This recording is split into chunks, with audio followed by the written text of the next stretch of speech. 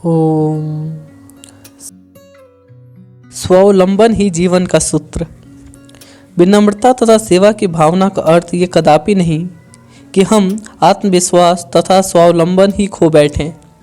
हमारे देश के सभी महापुरुष इन दोनों सद्गुणों के समन्वय के प्रतीक रहे हैं। वस्तुतः ये दोनों गुण एक ही सिक्के के दो पहलू हैं। स्वावलंबन जिनका जीवन सूत्र था, उन स्वामी रामतीर्थ का प्रेरणादायी उदाहरण हमारे सामने है। वे अत्यंत दरिद्र कुल में उत्पन्न हुए थे। उन दिनों की प्रथा के अनुसार उनका विवाह अल्पायु में ही हुआ था।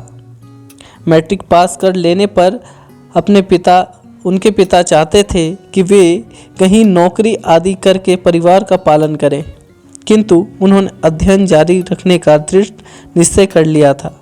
इस पर विवाद बढ़ा और पिता ने घर से निकल जाने को उनसे कहा। उन्होंने पिता को नमस्कार किया और पत्नी को साथ लेकर घर छोड़कर चले गए। उस समय उनकी आयु 15 वर्ष की थी और पत्नी की लगभग 8 वर्ष। बचपन में भक्तिपूर्वक सीता और द्रौपदी की अपने पतियों के साथ वनानुगमन आदि की कहानी सुनी होने के कारण उसकी पत्नी ने भी इस विपत्ति का अत्यंत धैर्य और साहस से सामना किया। रामतीर्थ को एक छोटा सा कमरा मिल गया।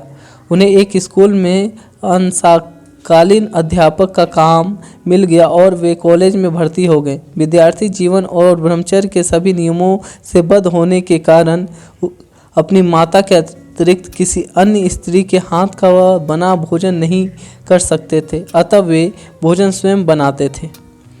उन्होंने पत्नी को भी पढ़ाना शुरू किया। अभाव और दरिद्रता की विपरीत परिस्थितियों के बावजूद वे सभी परीक्षाओं में अच्छे नंबरों से सफल होते रहे।